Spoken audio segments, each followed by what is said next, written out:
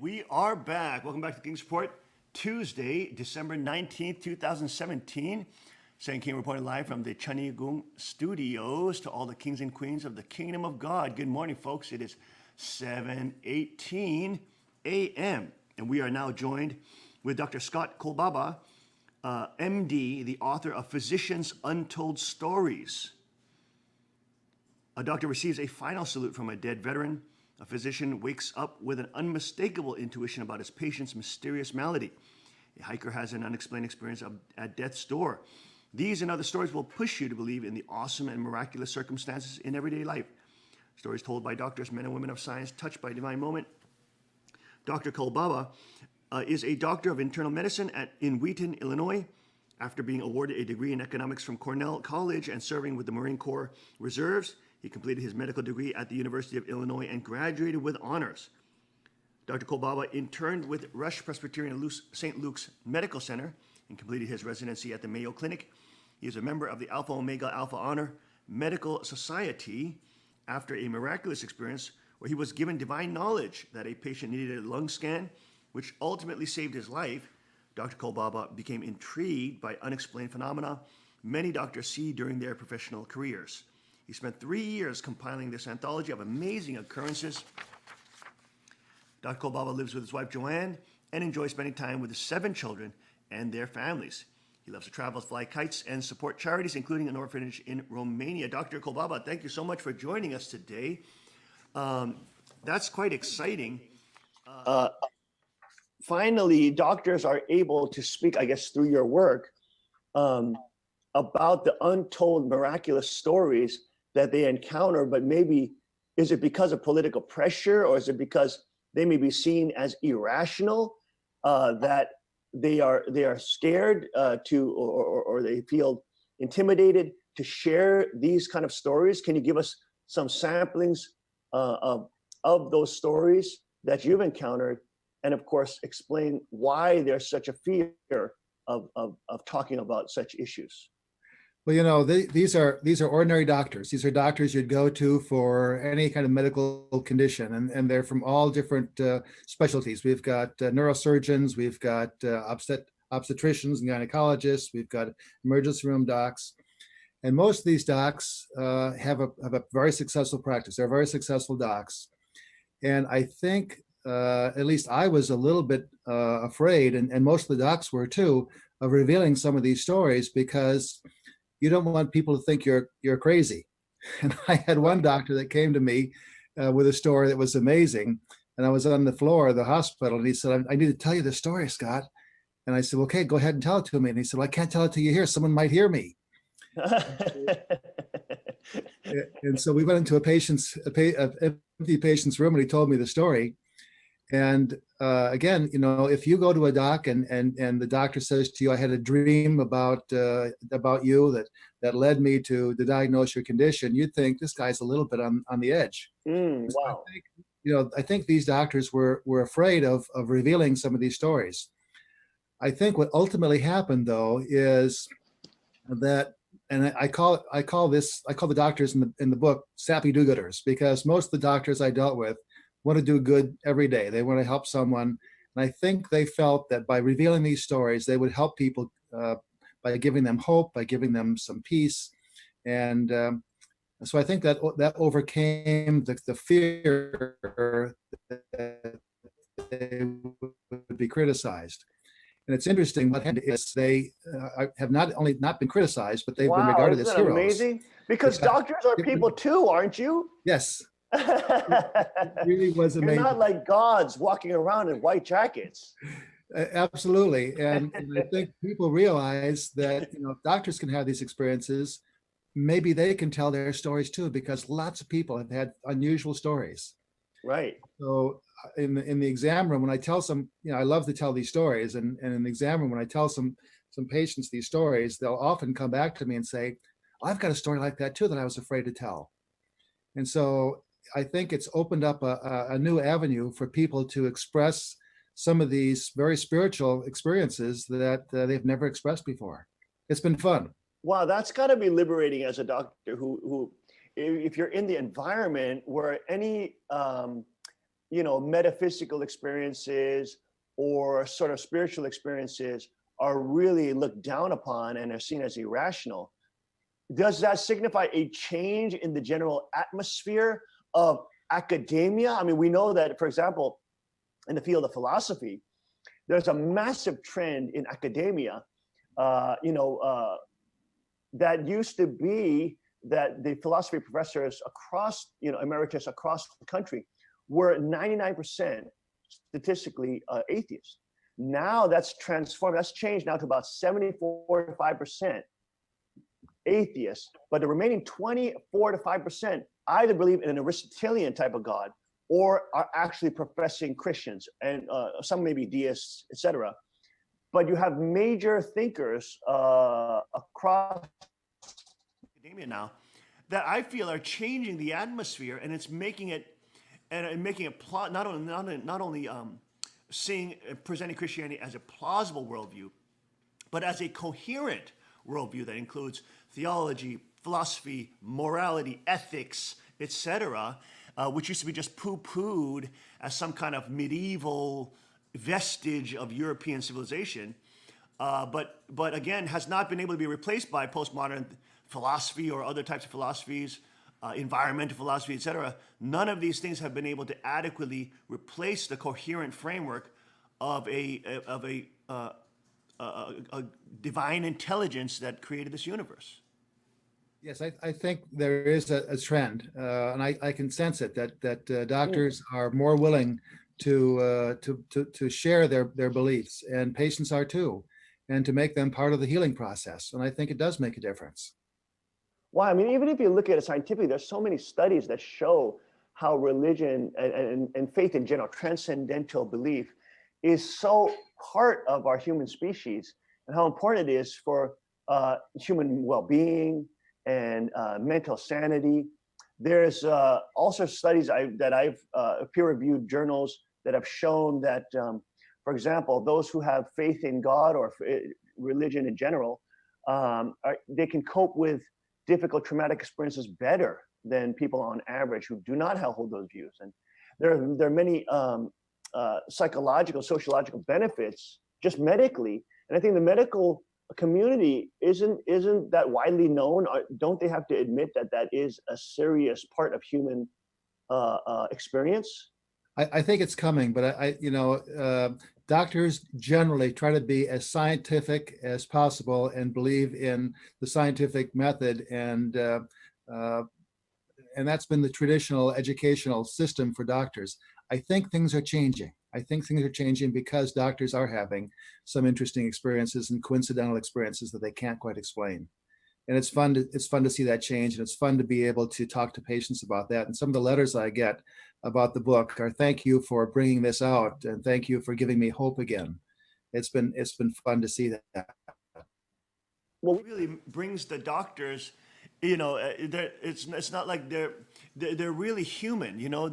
They have these experiences that normal people also experience.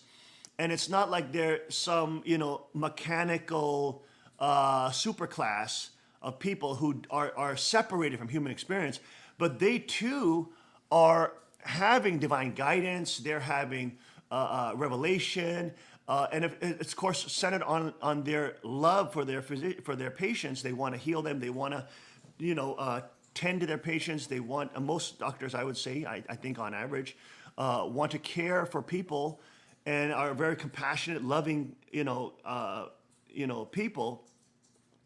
And so for me, it's inspirational, and I think it's nurturing to the patients to know that the doctors not only care for them, but are praying for them. I mean, that is such a beautiful aspect of humanity, and the internet, I think, is a wonderful thing because it lets doctors share their stories, and we need to hear these stories because the doctors almost have been painted as these completely, only intellectual, only like rational super gods, and that humanity that they all have seems to be sort of stripped away, and I think to the deleterious effects of human beings, of people, being able to really see them as other human beings who are deeply concerned for other, human welfare and want to fight against sickness,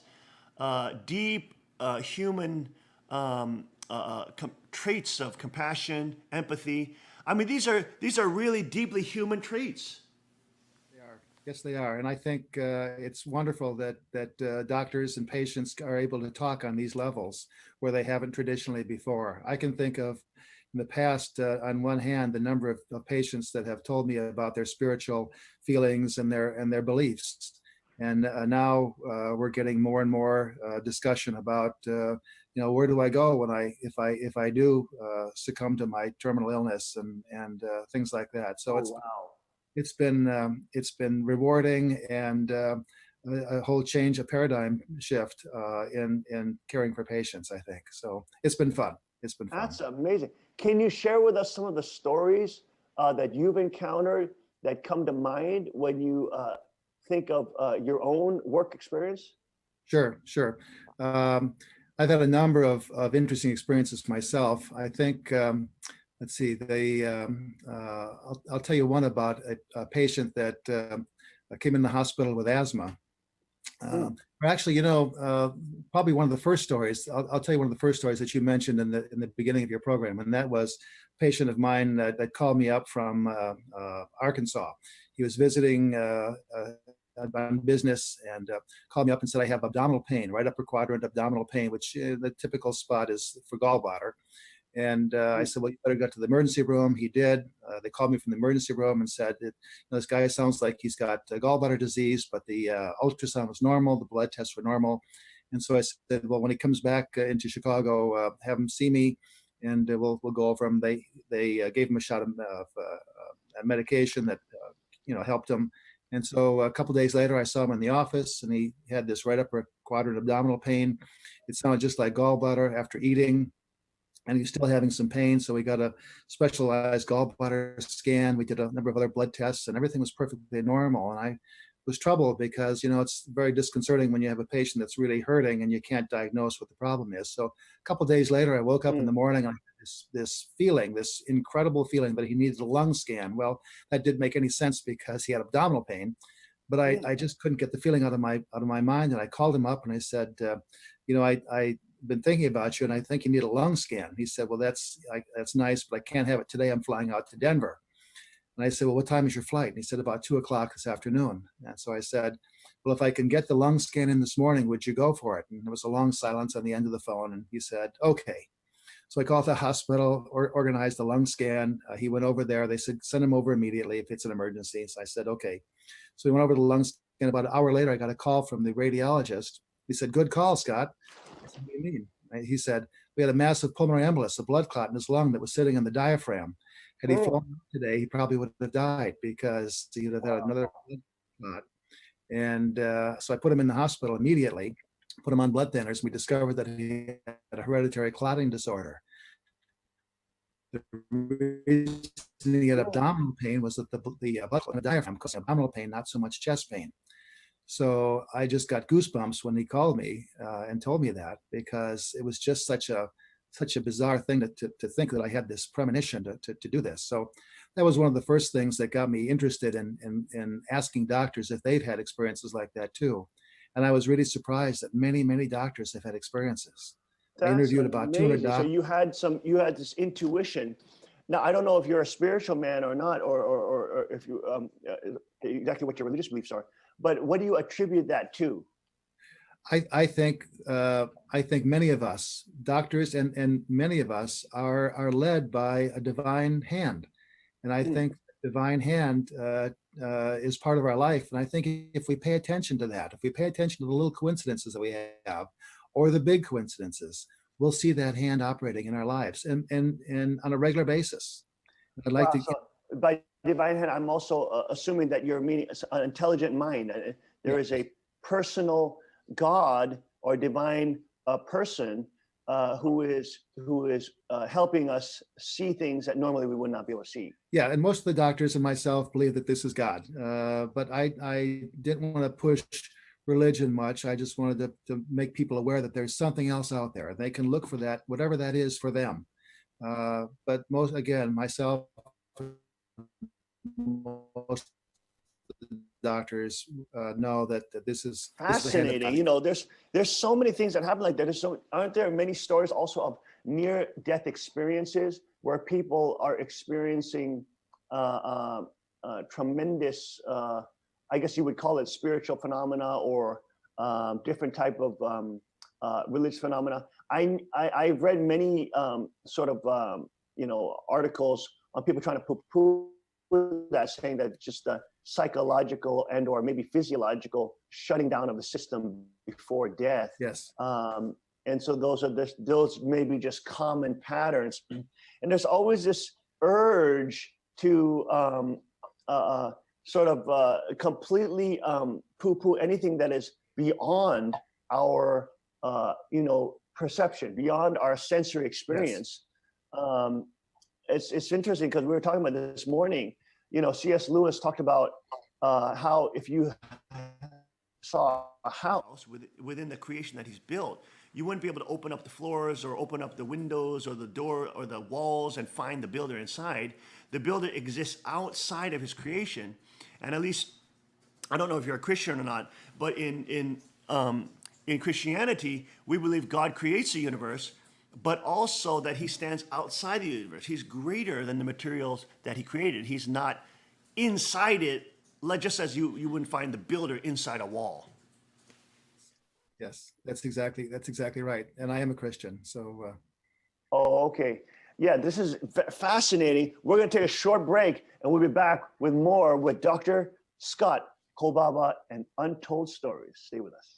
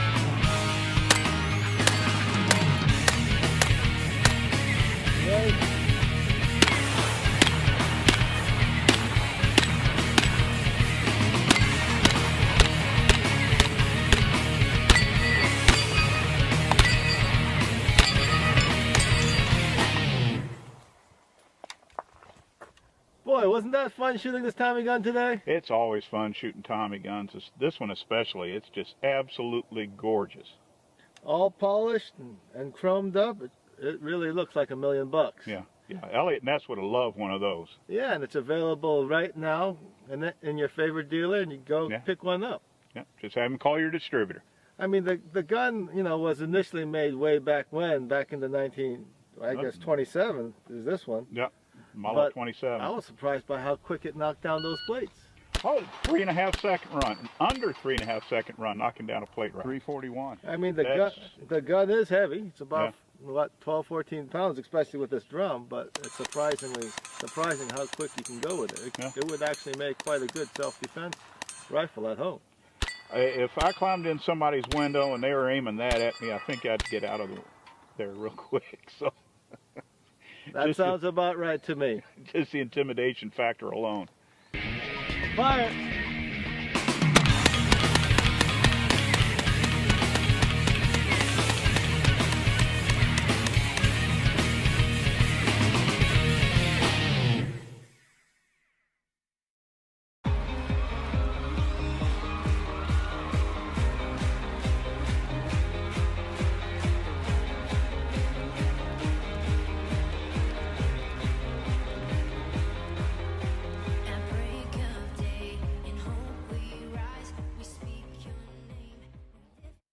We are back. Welcome back to the King's Report. to all the broadcasting live from the Cheonggyegung studios. Good morning, kings and queens of the kingdom of God. Let no man take thy crown, as the Bible says. And remember that he will rule with the rod of iron, not in tyranny, but with love, power, authority, and a sound mind. And we are joined with Dr. Kolbaba, Scott Kolbaba, who is of a wonderfully sound mind, who has showed us shared with us through his book, Physicians' Untold Stories, with 26 other physicians, stories of miraculous experiences. Dr. Kolbaba, we were talking during the break, and I was just mentioning the fact that I'm surprised you were not persecuted or called, or sort of delegitimized because you're bringing out these kind of miraculous stories, and I'm sure many doctors have, but they're just too scared to talk about. Yes, and I was worried that I would be criticized and persecuted and everything else, and so were the doctors. And Yes. it was incredibly revealing. We had a launch of the book a year ago, and there were a number of doctors at the launch, and everyone was a little bit uneasy because we were wondering, who was going to be the naysayer. It was not only did we not have naysayers, the doctors were revered and treated like heroes for bringing out these stories. And it's interesting. I've done a number of podcasts, radio interviews, and no one has been incredibly critical. I've been treated like, thank you for bringing these stories out, and the doctors have too. It's really been Wow. shocking to me to find that there's very little criticism. As a matter of fact, I've had no criticism. Now, does that show that there's a sign? It's a signs of times, and if people are becoming more open to these experiences? Does it show? And also the fact that that many doctors were scared. Doesn't that also show that there used to be at least a culture of intimidation of these kind of experiences? Yes, I think there has been, and there probably still is. But these, I've gotten so many stories from credible, very successful doctors that I think people can't help but say there's something here. In addition, I think what people are realizing is they've had their own experiences. Most people have had some unusual experience, some unusual coincidence. Right. Someone on an elevator. They had something that happened to them to lead them in the right path. And I think if we're engaged in a worthwhile cause, there's a God out there, or whatever you want to call it, some kind of a force that will help us along our way. Steven Spielberg talked about that. Jobs. Steve Jobs talked about that. Stanford address at one point, that he was helped and guided in the things that he did. And I think many people have had those experiences, and therefore they can relate to this. And I think that's why we didn't receive as much criticism as I thought we would. Well, it's interesting because, I think there's I felt this too when I was in the academy. I was studying in religion. I was studying religious studies. But what would you say to, for example, the naysayers? Okay, there's people that are, let's play the devil's advocate here, and they're saying that, you're promoting wishful thinking to people who want to believe in this kind of thing, and there's no scientific evidence of proof, which of course that's not true. There's so much now mounting evidence. But anyways, so the naysayers that may say, well, you're just promoting wishful thinking, and this is harming patients and the medical profession. What would you say to naysayers like that, or young people who may think that? Well, that's why in the book I included very, very successful, very competent doctors, and there's lots of stories. I've got 26 stories plus additional ones in the book, and I'm pretty much just telling stories. I'm telling stories of the doctor's experiences, and when you start reading them, after a while you get a sense that there is really something out there, that this many doctors can't be all coming up with crazy stories. And I interviewed a number of doctors. You have some doctors that are very credible, they're very conservative, and those are the ones I included in the book. The doctors that are a little on the edge, I stayed away from because I wanted to make sure that these were very, very credible experiences and credible stories. So for those that are naysayers, I'd say, read these stories, and you've got 26 doctors that are very credible, that have told stories, and they're just their stories, and they stick with them. Well, it's interesting. We were joined with Mr. Panzer, who is who has been in the nursing industry for decades. A couple of months ago, and he was talking about how, the whole idea of Western medicine was founded. Of course, there's Hippocratic, all those kind of things, but it is founded on the Judeo-Christian value that people have inherent worth and life has inherent worth, right? We're not just some advanced primate. We're not just some other type of animal. That human beings need to be treated with dignity and respect. He was in the nursing industry, I guess, for people who are right about to pass away. Well, what was the proper word for that? I can't remember the exact word for that. No, not euthanasia. There was, anyways, it's the whole field that he's Palliative medicine. palliative. I'm sorry, there it is, palliative medicine. Mhm. And he was mentioning that, this used to be that we cared for the patient and we allowed the life to be extended as long as we could possibly, because we believe that there's a purpose for that person to exist, and maybe God could give them experience. They could have healing with their family. They could have have closure with certain people or issues in their life right before they pass. But now they've taken on this sort of mechanical, artificial, very cold viewpoint, this sort of postmodern viewpoint that, it's about resources. Like Bill Gates says, is it really worth our money to keep these people on, palliative care when that money could be used for this or that project, or, whatever he's doing. Yes. Did you see that kind of shift? I mean, wasn't medicine and caring for patients springing out from these kind of Judeo-Christian values? Don't we lose something when we lose those values on inherent worth of human life, and that we're children of God, and we see them as just entities that are eating resources? Yeah, I think we lose something with that. The doctors that I associate with, though, I think are still share those Judeo-Christian values, that life is precious, that each individual is important, and we like to be careful with the use of our resources. If a person has a terminal illness,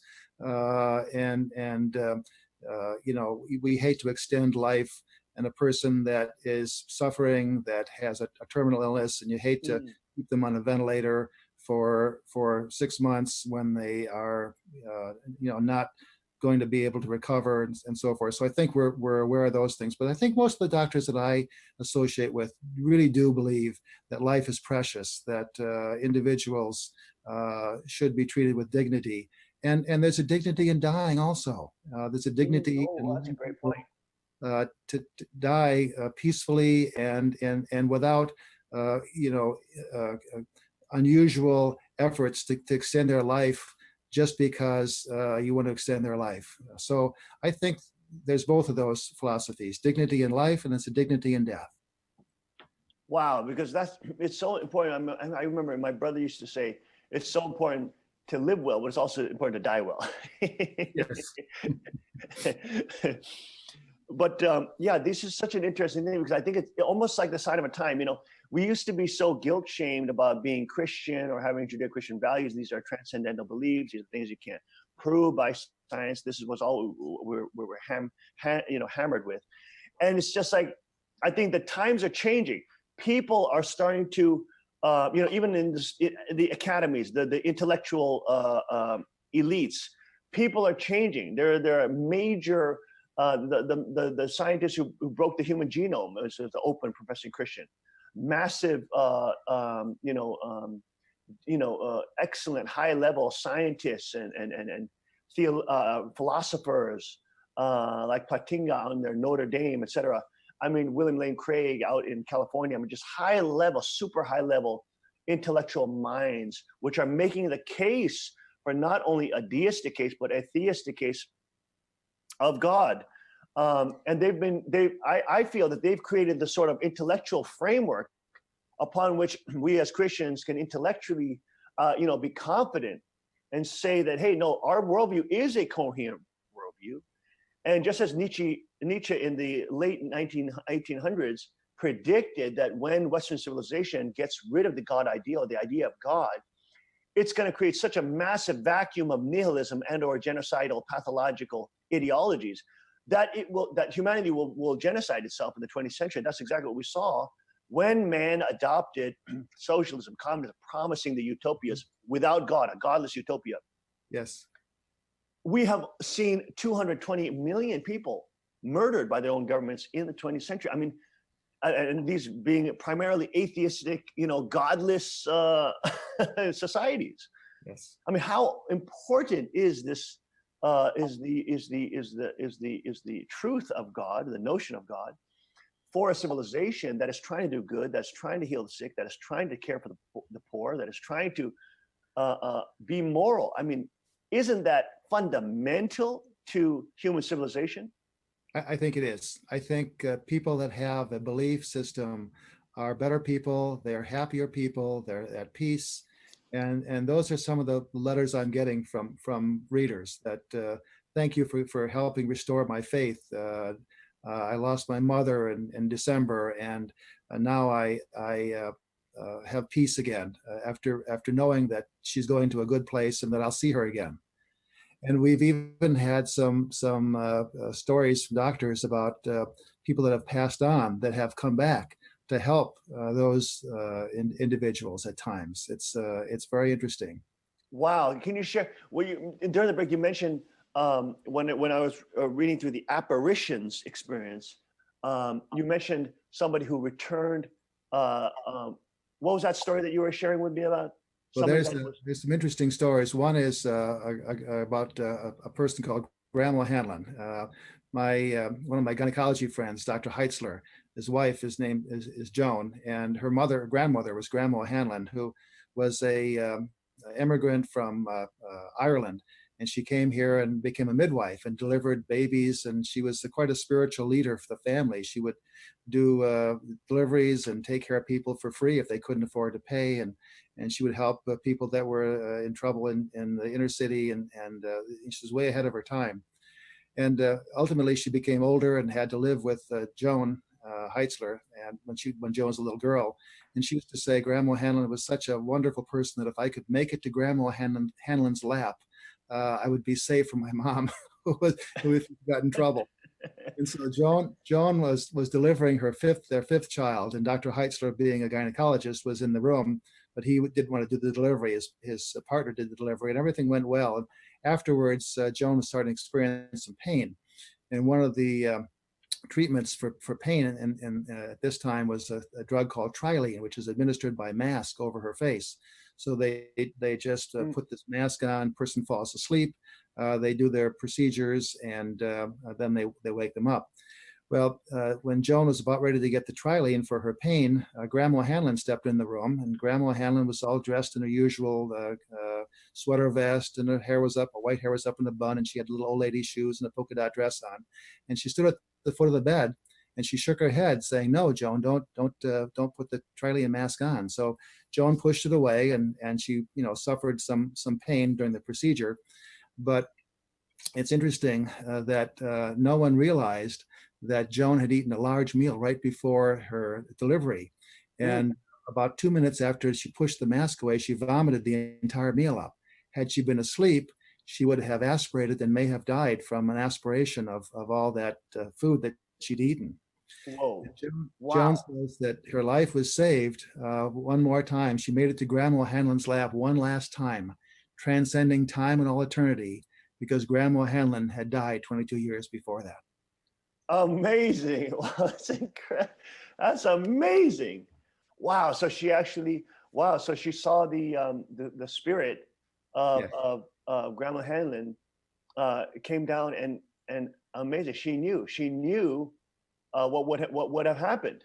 Yes, yeah, and there are other doctor stories, similar to that, where there's some connection between a loved one that has passed and the present earthly life, and there's a interesting in the book. There are a number of themes that seem to come out, and one of the themes is there is life beyond this earthly existence, and that the people that have passed can be aware of what we're doing and can participate in strange and interesting, wonderful ways in our lives. That love is a phenomenal force in the universe, probably the most powerful force in the universe. And so some interesting things have evolved from some of the stories. I mean, that's so important. As you say, the love is being the center of the universe. For us, it's like for my ministry, it's very important because, because we train our community, young people are trained like martial arts and things like this, and it's like, why is it that we should become sheepdog? That protect people, that are willing to learn and practice very dangerous things so that we can protect people. I think this is the attitude of all law enforcement. You're a former vet, et cetera. Anybody who has done those kind of things is a sheepdog, has a sheepdog mentality. And this is because of love. It's not because of some desire to look tough or to show off. It's because we genuinely do not want to see other people be hurt or exploited or be preyed upon by predators. Yes. And I think in your field, of course, as a doctor and a former Marine Corps reserve officer,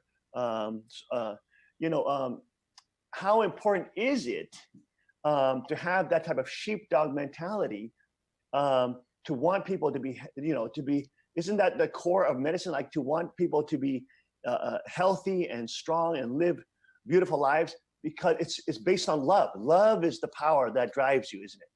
Yes, it is. Yes, it is. And the doctors that I deal with, the doctors that are in the book, have tremendous amount of love and caring. There's one doctor, Andy Rao, who's a cardiologist, and Andy and I were talking on the floor one day, and we were involved with some adoption work, and I was mentioning to Andy that there's a little girl in Romania that was up for adoption, but would probably never be adopted because she was sitting too close to a space heater at night with her plastic shoes on. The plastic shoes melted on her feet and deformed her feet, so she my gosh, would not be able to walk probably ever. Ooh. And I said, well, she's kind of an unadoptable kid. A week later, I got a call from Andy, and he said, Scott, my wife and I talked. We'd like to adopt that girl. I said, Andy, you know nothing about her. Wow. Why would you want to do that? He said, I can give her a chance at life. We have the resources to have surgeries to make her feet whole again, and maybe give her a chance at walking. And I'd love to have her in part of my family. Oh my gosh. Isn't that amazing? So unfortunately, that's love. I mean, this is love. I mean, yeah.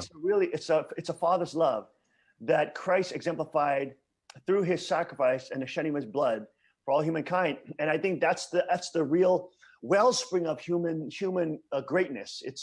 It is that we fundamentally want to do the loving thing. We want to be perfect as our God, as our Creator, as our Father is perfect. We want to be Christ-like. Something in us yearns to want to see other people flourish. I think this is like every father, right? Who wants his daughter to be protected. We're very big in our church about the right to bear arms, the Second Amendment, the rod of iron. Not so it can be some terrifying thing, but so that because we love our daughters, we love our wife, we don't want them to live in fear. We want them to. God said, "You will not have a spirit of fear, but of love, authority, and a power in us, and a sound mind." We want our wife, our children, our daughters to be able to travel freely, to be able to always know that they can defend themselves and others. Whenever we practice martial arts or we do, we have many NRA instructors in our church, etc. Mm-hmm. Whenever we train young people, we're always teaching them, you got to love God and love your neighbor. And that's the reason why we practice and train. It's because of love. We don't do this to show off or to be bullies. It's because we love God, we love people, and we want to love our neighbors and protect them. And I think Yes. that's such an important thing in whatever ministry we're in, is to remind ourselves it has to be based on the love of God. It has to be based on the love of God and how God loves people.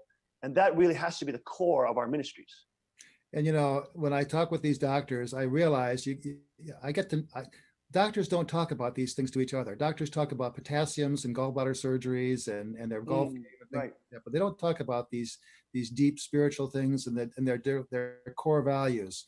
And when I really got to talking to doctors, I realized that these doctors really are sappy do-gooders. They really they love people, they love doing good in the world, and most doctors really want to show people that they love them and they want to help them as much as they can. We had one doctor, for example, that developed an allergy to the plastics in the operating room. He was a great surgeon, Rich Jorgensen, and he had to retire because he couldn't practice medicine anymore because he developed a rash and wheezing every time he went into the operating room. So he decided to become a coroner. Well, now he's a coroner of our county, and coroners are charged with certifying the cause of death. So you'd think that he would not be involved with saving any lives. Well, he realized one July that there were 16 deaths from heroin overdoses in our county alone. And these are young people that were dying of heroin overdoses. What a tragedy to the family. So he decided to try to do something about that. And so he equipped all the paramedics, all the first responders with Narcan, which is the antidote for heroin. And when they go into a house and they find a young person, especially unconscious, the first thing they do is administer Narcan. And if it's a heroin overdose and it's soon enough, those people wake up. And he's been involved in the last couple of years with saving over 300 people with this program alone. I've heard about this. Our chief commissioner was on the show like 2 months ago. And he was saying, hey, this stuff is actually saving lives.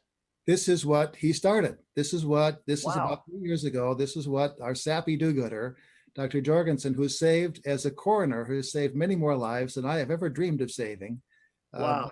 By loving those he served and doing some good in the world. And that's what most doctors are involved with, those kinds of things, I think. Amazing. Now, just real quick before we go, Obamacare, we heard was very crippling for the medical industry. Of course, it's basically put an illegal tax on the people if we don't want to take it, which is completely socialist and completely communist, really. So it's against all American founding fathers' principles and Judeo-Christian values of free will and free. People have the determination; they're honorable. They have a sovereign right to decide what they want to do. Weren't doctors also harmed by Obamacare? Because now we heard that in two different levels. One level is that there are certain prescriptions that the system tells you you have to prescribe for certain patients, which of course, if the doctor if it's against his conscience, then and he'll be fully liable if he doesn't follow the orders of the system. And number two, I've heard that also it hurts doctors' private businesses because most doctors are running their clinic as a private business, and because of the Obamacare, they essentially not become employees of the state, and they actually financially will be hit heavily because they're not able to compete in the free market as an entrepreneur, and now they're employee of the state, and so now their actual income in the lifestyle that you could have as a doctor, of course, which you have to have 20 years of schooling, and a lot of times students are in debt and they have to pay that all back, etc. That now there's now it puts doctors even in a harder situation financially. Are those kind of things that you've experienced or other doctors have experienced under Obamacare? Yes. What's happened to me personally is that there are many insurance companies that now have gone out of business. Yes, right. State of Illinois, for example, I have many patients that can't get insurance or get insurance that is very difficult to be part of. And I personally have witnessed this. My two children who we try to insure can only be insured there's only one carrier in the whole state of Illinois that can insure my children. And that's crazy. Gosh. My son, who has been insured in the past, he's not wealthy. He's has a regular job. He has his own business. Lives in Arizona. He can't get insurance that makes any sense for him. He has to spend about $1,000 a month for insurance. That will be a $6,000 deductible. So before he gets any coverage, he has to spend about $18,000. Now, when you're making $30,000 or $40,000 a year, to spend $18,000 on insurance Oh my gosh, that's crippling. So he has gone bare. He doesn't have insurance, which is frightening to me, but he can't afford insurance. And that's what's happened in this environment. The insurance companies are going out of business, and what's available is very expensive and high deductible. Well, I believe, we believe that God has placed President Trump in that office, in that Oval Office, to do the will of God and to enact, bring us back towards God's sovereignty. And he's starting to roll back some of those things. We pray for our president. We thank you, Dr. Kolbaba, for your incredible experiences and, of course, the incredible work that you've been doing. We thank you so much, and we for the work that you're doing, the patients that you're serving. We want to pray for all our doctors worldwide, and of course, Christ is the greatest physician. He is the greatest physician, and he can heal hearts and he can heal souls, which in the end, that is the true treasure that we can receive in life eternal. Dr. Scott Kolbaba, thank you so much for joining us. It's been such a pleasure and such a deep, experiences that you're now sharing. We thank you for your heroism, your bravery for sharing these things, because people have to know of the life that is coming after, and of course, how valuable the life that they have here on earth is. Is there any way that people can pick up your book, also your website, if you could share that briefly before we end our broadcast this morning? Yeah, physiciansuntoldstories.com is our website, and the book's available through Amazon. Dr. Kolbaba, thank you so much for joining. It's been an honor and a pleasure. Hope we can talk again soon. I hope you have a wonderful day. Thank you, sir, for joining us. Thank you, folks, for joining us today. Remember, you are not a slave of sin or a slave of the devil. You are a king and queen of the kingdom of God, standing with the King of Kings. Stand with him in righteousness, in humility, and of course, love, glory, and a sound mind, authority as well. We thank you all for joining us this morning. We pray that you have a blessed, blessed, blessed day. Get outside, get into God's creative, beautiful art piece, masterpiece playground. Get some fresh air, folks. Stay healthy, stay warm. We will see you tomorrow, 5 a.m. sharp on the King's Report. God bless, Godspeed, and may his kingdom come. We'll see you tomorrow.